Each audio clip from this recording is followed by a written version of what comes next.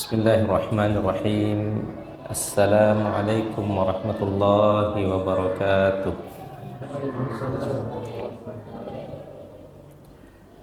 Innal hamdalillah nahmaduhu wa nasta'inuhu wa nastaghfiruh wa na'udzu billahi min shururi anfusina wa sayyiati a'malina. May yahdihillahu fala mudilla lahu wa may yudlilhu fala hadiya lahu. أشهد أن لا إله إلا الله وحده لا شريك له وأشهد أن محمدا عبده ورسوله اللهم صل وسلم وبارك على نبينا محمد وعلى آله وأصحابه ومن تبعهم بإحسان إلى يوم الدين أما بعد. Bapak Ibu jamaah Masjid Al-Mubarak Trika yang semoga senantiasa diberikan kesehatan, umur yang panjang, taufik dan juga hidayah dari Allah Subhanahu wa taala. Kembali kita dipertemukan untuk melanjutkan kajian kita, kajian Fiqh Al-Muyassar, Fiqhul Ibadat, yang mana kita masih dalam pembahasan sholatul janazah.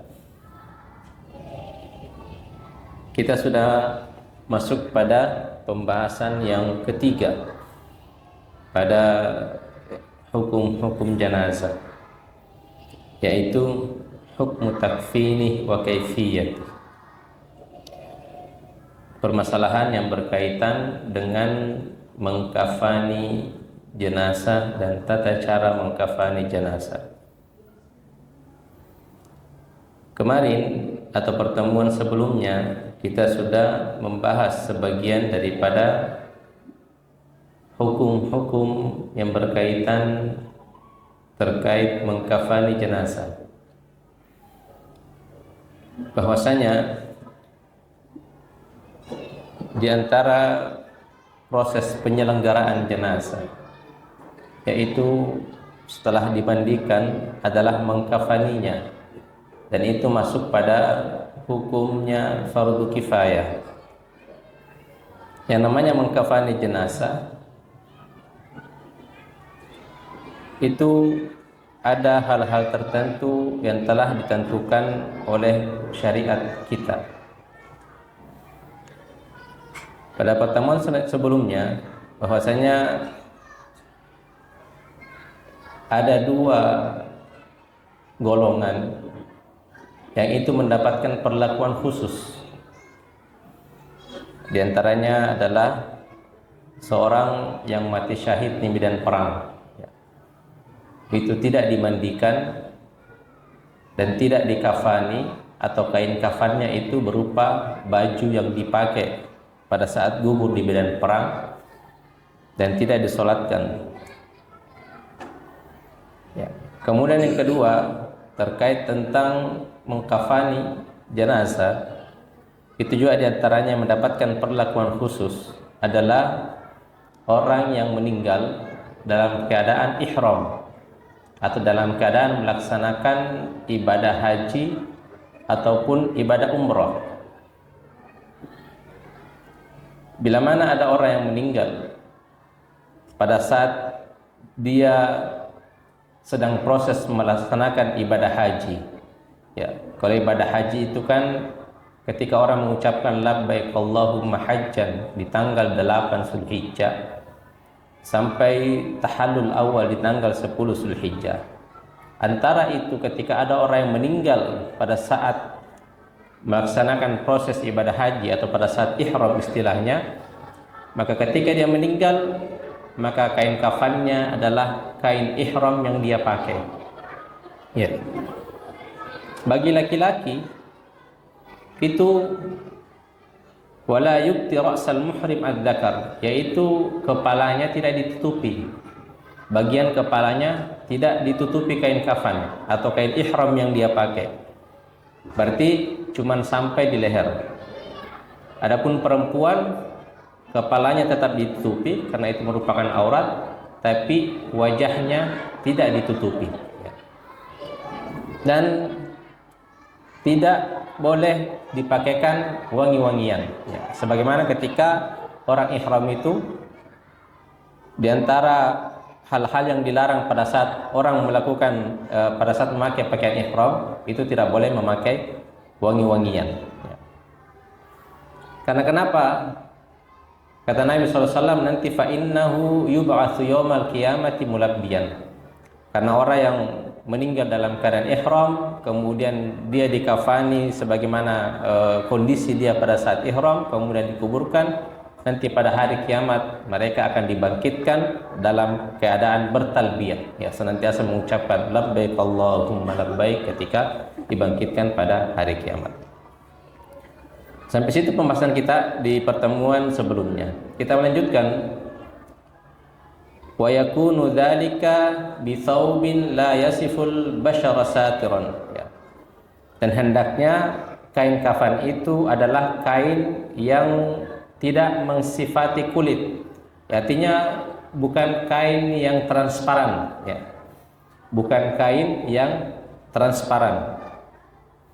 Wa yajibu ay yakuna mimmal busi mithlihi, ya, dan seharusnya juga itu dari jenis mimmal busi mithlihi. Artinya di sini bahasa beliau itu adalah seperti kain yang dipakai sehari-hari, ya. Tapi kalau kita bahasakan adalah kain yang standar, ya.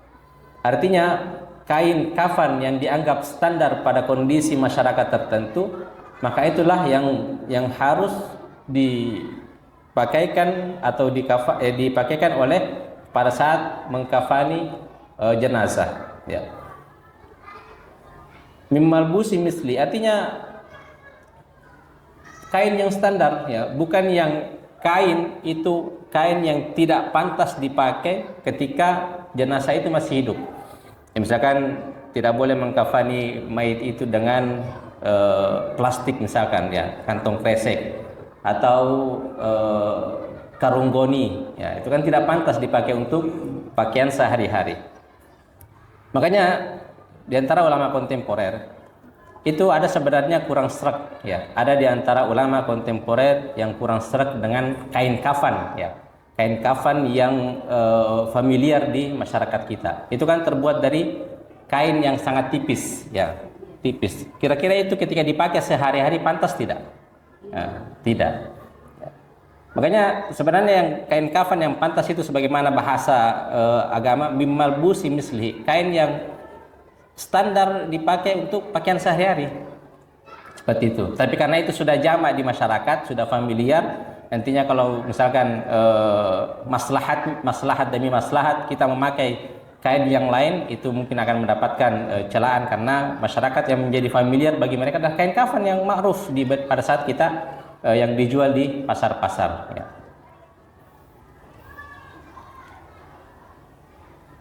Dan bukan juga kain kafan yang itu terlalu mewah, ya. Bukan kain kafan yang itu terlalu mewah. Artinya kain standar memang, kain standar. Li'annahu la ijhafa 'alal mayyit wala 'ala warathatihi, ya. Agar tidak hal itu tidak pantas bagi mayit dan juga tidak memberatkan bagi ahli warisnya. Kalau misalkan harus memakaikan kain kafan yang mewah.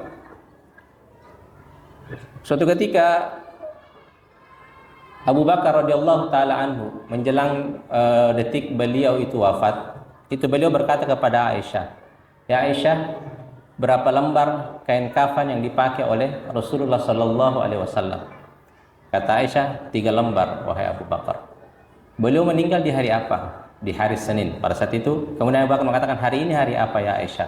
"Hari ini hari Senin." Kemudian beliau mengatakan, "Semoga ajalku cuma sampai di hari ini." Ya, beliau ingin hari kematiannya itu sama dengan hari Rasulullah SAW. Kemudian Abu Bakar mengatakan, baju yang saya kenakan ini nanti hendaknya dicuci, kemudian dipakai untuk mengkafaniku.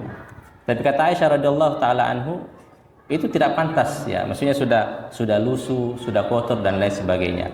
Maka kata Abu Bakar radhiyallahu taala anhu, ya, ada kain yang baru itu lebih pantas dipakaikan untuk orang yang masih hidup, ya. Artinya kain kafan dipakai untuk orang yang meninggal itu bukan kain kafan yang wah dan lain sebagainya, yang sewajarnya saja. Ya, kalau misalkan kita diistilahkan mungkin sekarang karena yang sudah ma'rufnya kain kafan yang seperti itu, maka seperti itulah yang kita pakai. Meskipun ada beberapa ulama masa kini itu yang tidak sreg dengan kain kafan yang begitu tipis ya dan lain sebagainya. Kemudian wasunnatu takfinur rajuli fi thalathi lafaifin bidun min qutnin. Di antara sunnahnya ketika mengkafani seorang laki-laki itu dengan 3 lembar kain ya berwarna putih. 3 lembar kain yang berwarna putih yang terbuat dari kapas. Apakah harus berwarna putih? Tidak harus ya. Meskipun warna yang lain itu boleh, tapi yang sesuai sunnah Rasulullah sallallahu alaihi wasallam, sesuai anjurannya Rasulullah sallallahu alaihi wasallam adalah yang memakai kain kafan yang berwarna putih. Ya. Kemudian disebutkan di sini salah lafaif, ya. 3 lembar kain kafan. Jadi yang namanya wajibnya mengkafani jenazah itu meskipun dengan memakai 1 lembar kain kafan. Yang penting 1 lembar itu mencukupi, menutup full tubuh jenazah. Ya. Itu wajibnya. Dan sunnahnya adalah 3 lembar kain kafan. Tapi yang perlu dipahami jamaah sekalian rahmatullah subhanahu wa ta'ala, yang namanya hitungannya 1 itu adalah 1 kain yang bisa menutupi jenazah itu secara utuh ya.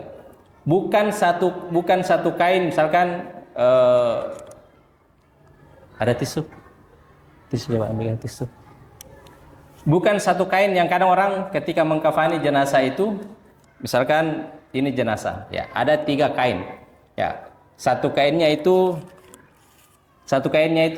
ditutupi sebelah kanan di sini, kemudian 1 kainnya itu ditutupi di tengah, ya tidak menutupi semuanya, kemudian 1 kainnya itu di sebelah kiri, ya nanti 3 kain ini baru bisa menutupi semua jenazah. Itu bukan hitungannya 3, tapi itu hitungannya 1. Jadi yang namanya 1 kain itu menutupi 1 kain menutupi 1 jenazah utuh. Ya. Nah, jadi kalau misalkan cukup untuk 3, ya semua ukuran masing-masing kain ini menutupi 1 full jenazah, maka itulah yang disebutkan dengan 3 kain kafan. Ya, yang mengikuti sunnah. Jadi bukan 3 kain tapi cuma menutupi setengah, bukan ukuran kain yang cuma menutupi setengah, meskipun jumlah kainnya ada 3. Nah, yang namanya sunnah 3 kain untuk mengkafani jenazah itu tadi ya 1 kain utuh untuk menutupi full. Ya.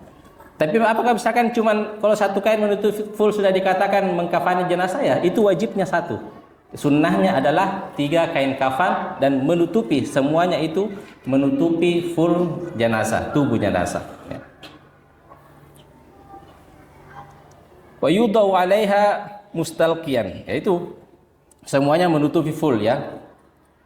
Thumma yuraddu tarafal ulya minal janibil aisar ala shiqqatil aiman, thumma tarafal aiman ala al aisar, thumma tsaniya, thumma tsalitsa, thumma yaj'alu zaid inda ra'sihi thumma yuqad. Ya, ketika sudah diletakkan kain kafan itu di bawah jenazah seperti ini, dan itu ukuran kainnya itu bisa menutupi 1 full. Ya, diletakkan 1, 2, 3. Ya, kemudian sisi kain sebelah kanan diangkat, dibawa ke sebelah kiri, kemudian dikatupkan. Nah, begitu juga yang kedua, kemudian juga yang ketiga, kemudian thumma yaj'alu zaid inda ra'sihi thumma yuqad. Bila mana ada lebih di bagian kepalanya, itu diikat, ya, diikat. Tapi ikatan itu dalam mengkafani jenazah itu bukan bagian daripada syariat. Mengikat dalam hal mengkafani jenazah itu bukan bagian daripada syariat. Ya. Itu hanya untuk lisabat, ya. Itu hanya untuk agar kain kafan, ya, agar jenazah itu ketika sudah dikafani, ketika pada saat nanti sudah diangkat, ingin disolatkan, kemudian diangkat ke kuburan, itu kain kafannya tidak terbuka. Ya. Kenapa kita katakan tidak masuk dalam syariat? Karena ketika di kuburan ikatannya itu kan tetap nanti akan dibuka ketika sudah masuk dalam liang lahat. Ya. tetap nanti akan dibuka. Ya. Mirip-mirip kalau di praktek yang ada di Syarifah Haramain, ya biasa saya pernah melihat ketika umroh, ya kebetulan mendapatkan sholat di bagian saf-saf pertama, itu ada saya lihat jenazah itu tidak ada ikatan, ya karena mungkin kain kafannya itu sudah mencukupi, meskipun tidak diikat, insya Allah tidak akan terbuka pada saat proses sholat, proses diangkat ke kuburan, masukkan ke liang lahat dan sebagainya. Ya, jadi makanya ikatan, kalau misalkan ikatan itu hanya itu tadi, tujuannya adalah agar kain kafannya itu tidak terbuka pada saat kita proses jenazah sampai ke liang lahat. Ya. Thumma yajalu zain darasi thumma yuqad, bila mana ada lebih kainnya itu di bagian kepala diikat, falau kana zaidu aktsar ja'ala inda qadamaihi kadzalika wa yuqad. Ya, begitu juga ketika di bagian kakinya ada lebih, ya maka diikat juga. Ya, jadi itu dipraktekkan sebagaimana yang ada praktek di masyarakat kita. Bagian kepalanya diikat, kemudian bagian kakinya diikat, dan juga di bagian badannya, ya di tengah diikat. Ya. Apakah harus ganjil? Ya, tidak harus. Ya. Pokoknya kalau sudah mencukupi bagian kepala diikat, bagian kaki diikat, meskipun tidak diikat bagian tengahnya, ya dianggap nanti sudah aman sampai pada saat proses pemakaman. Ya cukup seperti itu saja. Ya sekali lagi, sebagaimana yang saya katakan tadi, bahwasanya ikatan kain, mengikat kain kafan itu bukan termasuk syariat, tapi itu hanya untuk kehati-hatian, ya untuk kehati-hatian. Karena kan nanti kalau sudah sampai di liang lahat, sudah dikuburkan, itu sebelum diturunkan tanah itu akan dibuka juga nanti itu ikatan kain kafannya. Ya. Saya pernah nonton film Indosiar itu, ya arwah gentayangan karena kain pocongnya tidak dibuka. Seperti itu. Fa inna dzalika, makanya kata beliau fa inna dzalika athbata lil kafan, karena itu untuk menguatkan kain kafan. Liqauli Aisyah radhiyallahu taala anha, kufina Rasulullah sallallahu alaihi wasallam fi thalathi aswabin bidin suhuliyah. Rasulullah sallallahu alaihi wasallam itu dikafankan dengan tiga lembar kain kafan yang putih suhuliyah, dari kota Suhuliyah, Judadun Yamaniyah, dari kain berasal dari Yaman, ya, berasal dari Yaman. Ya, karena memang di masa Rasulullah SAW itu kalau kain itu yang bagus itu dari Yaman, ya. Kalau anggur itu dari Taif. Kalau minyak zaitun atau buah zaitun itu dan buah tin itu dari Syam, ya. Jadi kadang di zaman Nabi itu barang-barang tertentu itu ada dari daerah-daerah tertentu yang bagus, ya mirip-mirip kita. Ya, misalkan kalau palako itu dari Pinrang, ya coto kuda itu dari Jeneponto, ya, dan lain sebagainya. Laisa fiha qamisun wala imamatun udrija fiha idrajan, ya sebagaimana Nabi ketika dikafani itu bagian dalamnya itu tidak ada baju, tidak ada imamah, ya diselipkan begitu saja, dimasukkan begitu saja badan beliau di dalam kain kafan. Waliqauli sallallahu alaihi wasallam, ilbasu min thiyabikumul bayad fa innaha min khairi thiyabikum wa kaffinu fiha mautakum. Ya, kafanilah jenazah kalian dengan memakai kain kafan yang putih. Fa innaha min khairi thiyabikum, karena yang putih itu sebaik-baik pakaian untuk kalian, sebaik-baik kain kafan untuk kalian. Wa kaffinu fiha mautakum, maka kafanilah jenazah atau orang-orang meninggal di antara kalian dengan memakai kain kafan yang putih. Kemudian wal unsa khamsatu athwabin min qutnin, ya. Dan bagi perempuan itu mengkafani jenazah perempuan itu dengan 5 lembar, ya, 5 kain kafan, dengan 5 kain kafan. Tapi 5 kain kafan itu tidak seperti tadi bayangannya dengan mengkafani jenazah laki-laki, ya. Itu terdiri dari 3 bagian. Izarun, ya, bagian bawah, satu kafan bagian bawah, ya mirip-mirip sarung. Wa khimarun, satu kain kafan untuk bagian atas, wa qamisun, ya. Kemudian satu kain kafan di bagian tengah, ya.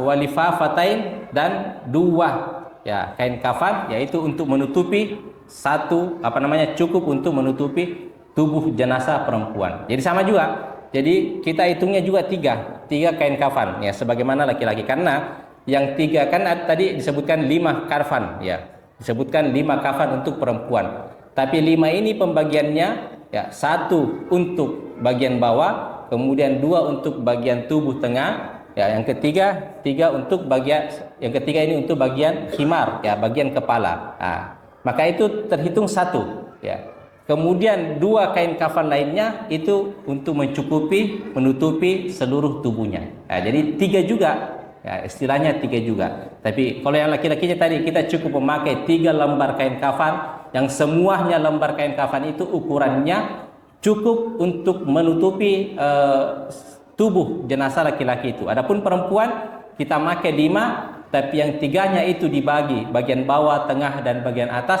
dan 2-nya itu ukuran untuk menutupi seluruh bagian tubuh, ya, menutupi untuk seluruh bagian tubuh. Meskipun kalau misalkan cuma memakai 1 boleh saja, ya, wajibnya itu, yang penting menutupi seluruh bagian jenazah, tubuh jenazah.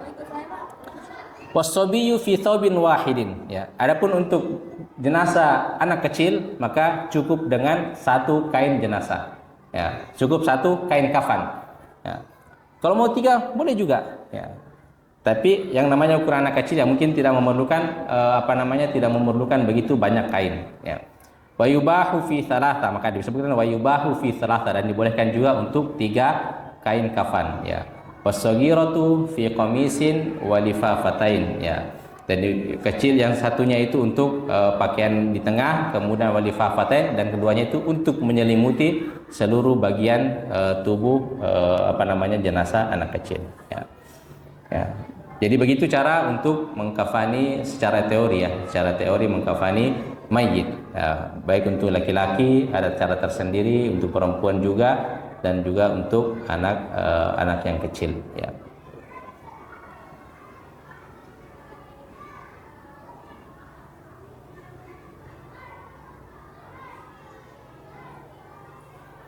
Kemudian al-mas'alatur rabi'ah, permasalahan yang keempat, as-salatu 'alal mayyit, ya, salat jenazah atau salat untuk mayit. Hukmuha wa dalilu dzalika, hukum-hukumnya dan dalil yang berkaitan dengan salat jenazah.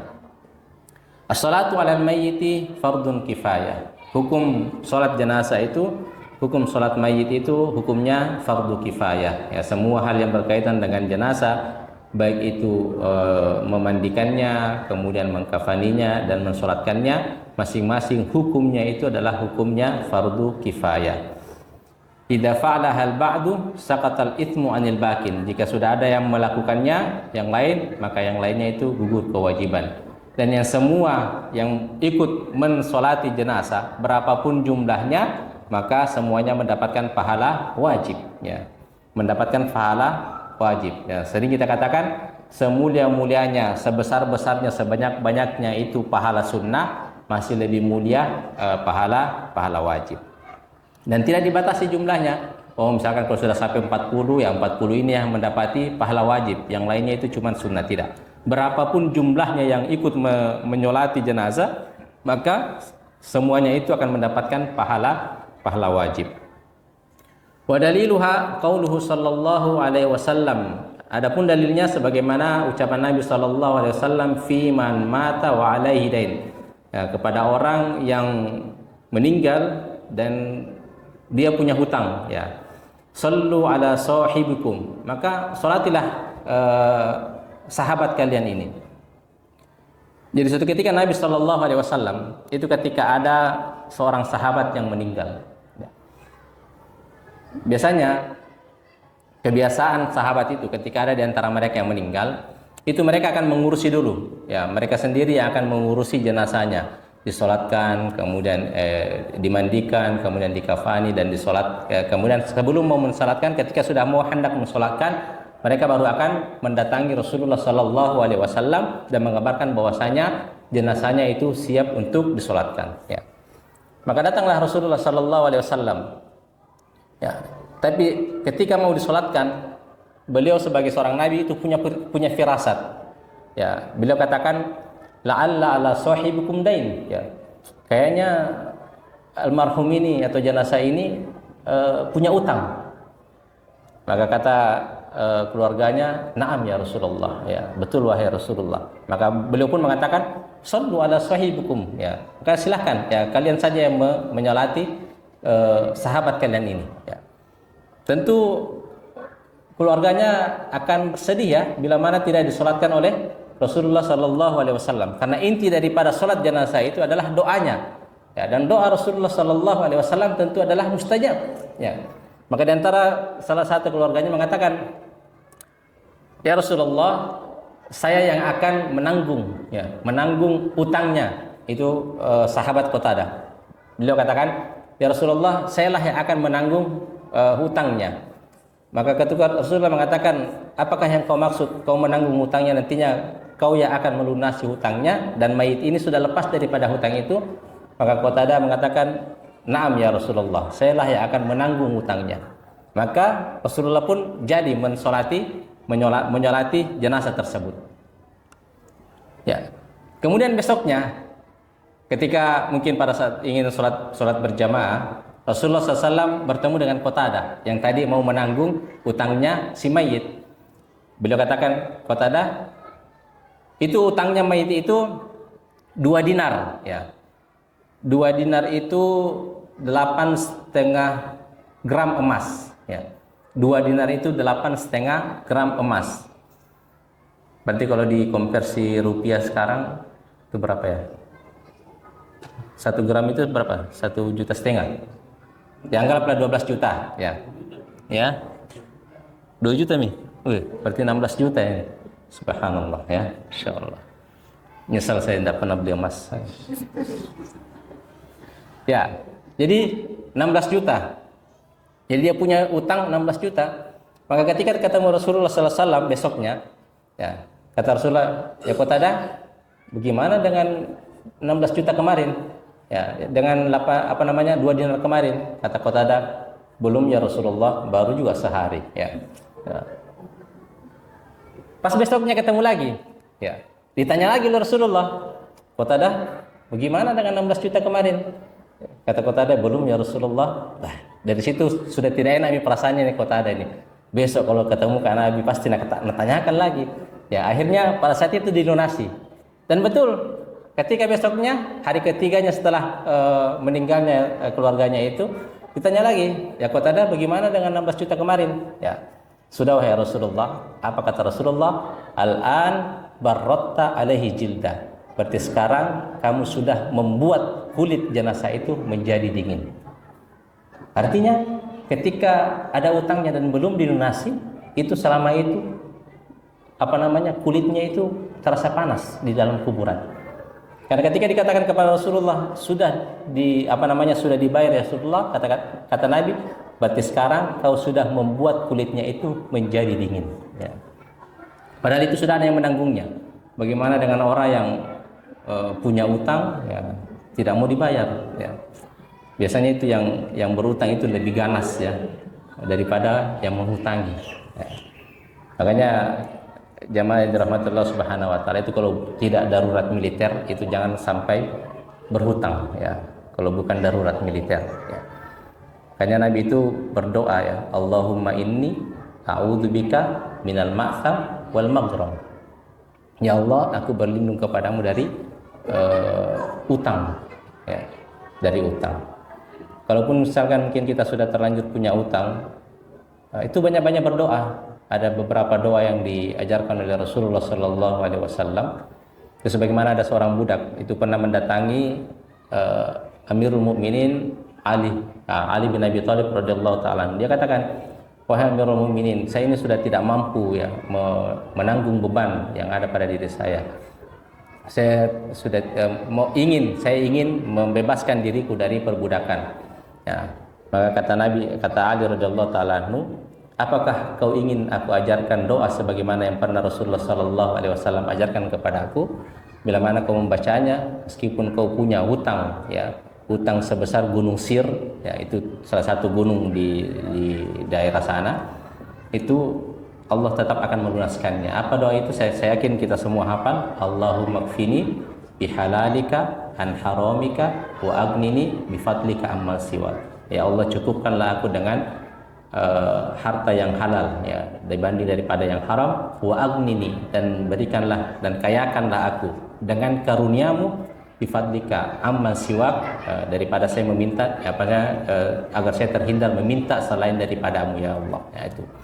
Ada juga yang lain, ini agak panjang ini Rasulullah langsung mengajarkan kepada Muaz, ya. Ya Muaz, maukah kamu saya ajarkan salah satu doa yang bila mana kau mau membacanya, meskipun kau punya hutang sebesar gunung Uhud, ya, kata Nabi, sebesar gunung Uhud itu tetap Allah akan melunasinya.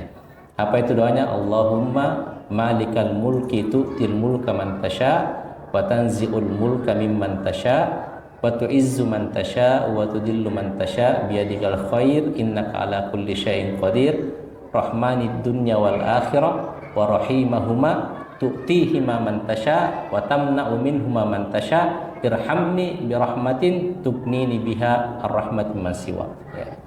Panjang ini. Wah, Ustadz ini dah hafal semua doa utang. Banyak apa utangnya ini Ustadz ini? Itu ya, di antara doa-doa itu yang diajarkan. Maksudnya itu bukan hanya doa pelunas hutang, ya. Maksudnya kita juga meminta karunia Allah. Ya, meminta dengan doa itu kita meminta karunia daripada Allah Subhanahu wa taala. Jadi sebisa mungkin kita lepas daripada hutang, ya. Karena salah satu dosa yang tidak ditanggung itu tidak akan diampuni oleh Allah Subhanahu wa taala adalah ketika kita meninggal dalam keadaan masih punya hutang, ya. Sampai ada ahli waris kita yang melunasi daripada hutang kita. Itu sampai-sampai Nabi tidak mau mensolati orang yang punya hutang. Kemudian waqauluhu sallallahu alaihi wasallam yauma mautin najasyi, ya, sebagaimana ucapan Nabi sallallahu alaihi wasallam di hari meninggalnya Raja Najasyi, ya. Inna akhallakum qadamat faqumu fasallu alaihi. Ya, ketika Raja Najasyi itu di Habasya, ya, Ethiopia, negara Ethiopia itu jaraknya jauh dari Madinah. Tapi ketika meninggal Raja Najasyi ini kan Islam, ya, Muslim. Tapi tidak ada warganya itu tidak ada yang Muslim, ya. Hampir semuanya Nasrani. Maka tidak ada yang mensolatinya ketika meninggal. Maka Jibril alaihissalam turun, ya, mengabarkan kepada Rasulullah sallallahu alaihi wasallam bahwasanya Raja Najasyi itu meninggal dunia. Maka Nabi pun berdiri di mimbar, kemudian beliau katakan al-yaum qadamata Abdullahis Saleh, ya. Hari ini meninggal salah satu hamba Allah yang soleh, yaitu Raja Najasyi. Faqumu wa sallu, maka berdirilah dan sholatlah. Jadi ini sholat gaib, ya. Jadi satu-satunya sholat gaib yang dilakukan oleh Rasulullah SAW adalah sholat gaib untuk mensolati Raja Najasyi.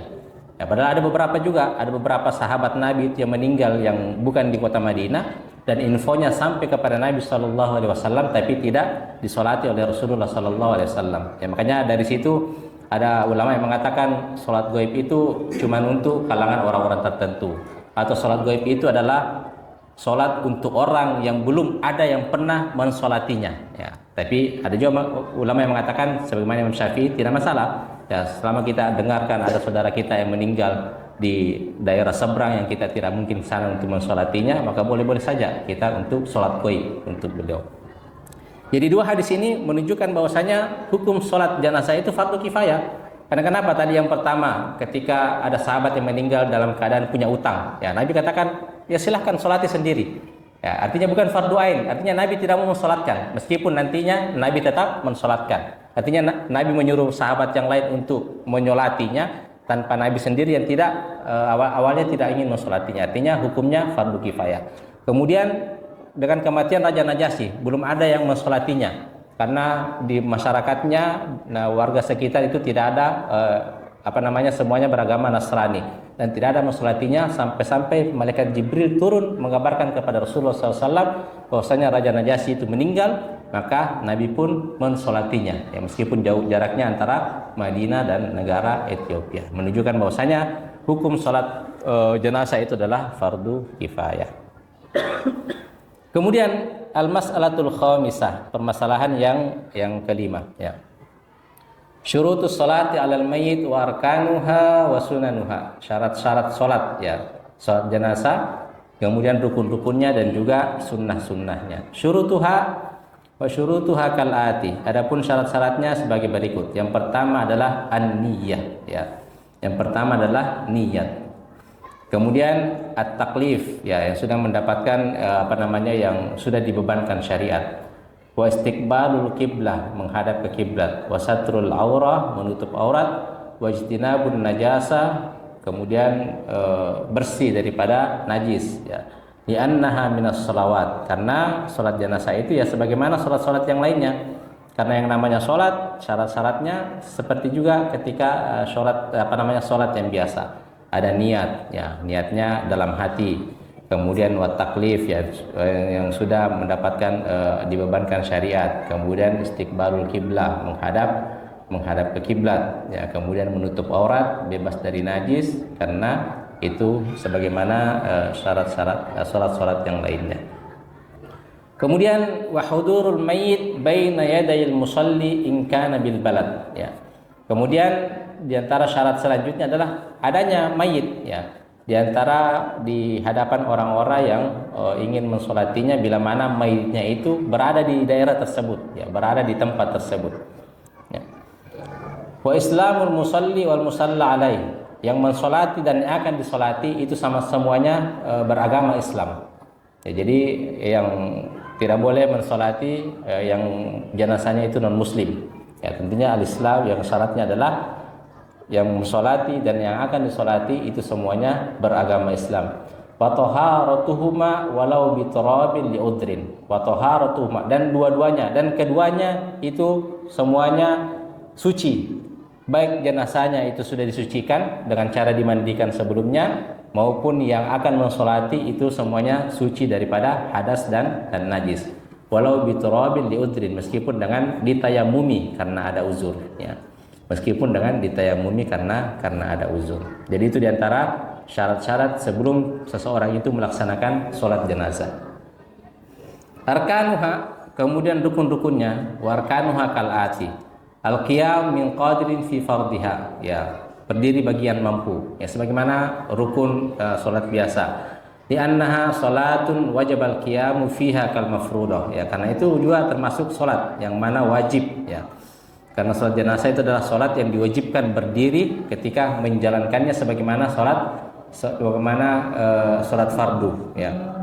Wa takbiratul arba'ah, dan takbir, jumlah takbirnya itu ada 4. Li'anna Nabiyya sallallahu alaihi wasallam kabbara 'ala najasyi arba'an, ya, sebagaimana Nabi SAW ketika mensolati Raja Najasyi itu takbirnya sebanyak 4. Jadi takbir yang 4 kali yang kita lakukan pada saat sholat jenazah itu semuanya mulai daripada takbir pertama, takbir kedua, takbir ketiga, dan takbir keempat itu semuanya termasuk rukun, ya.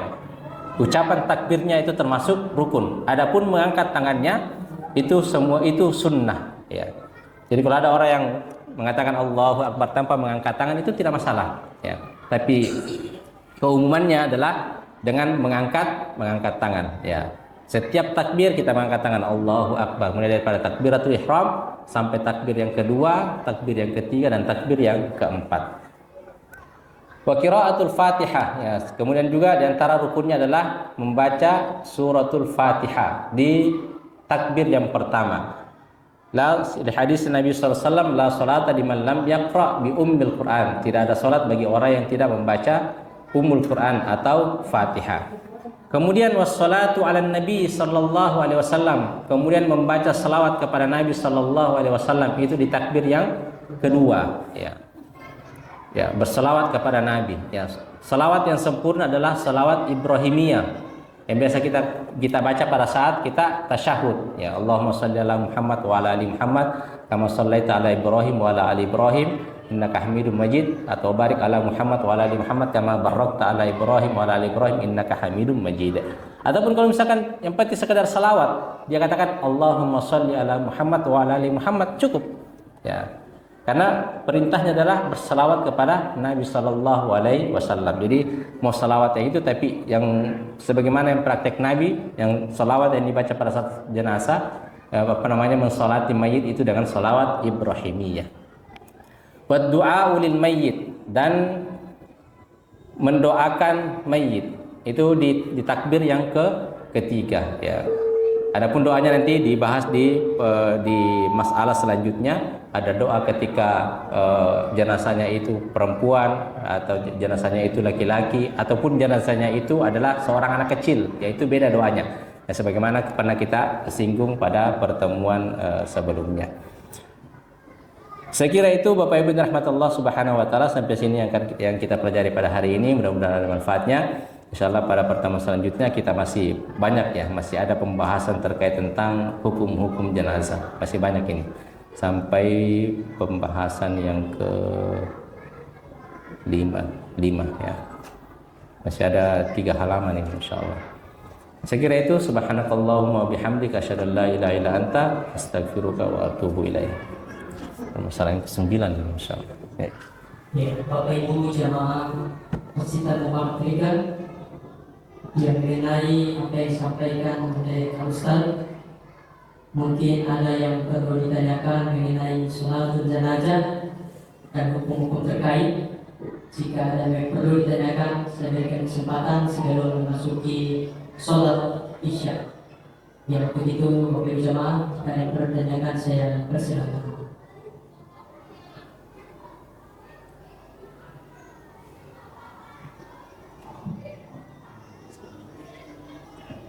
Ya, bismillah.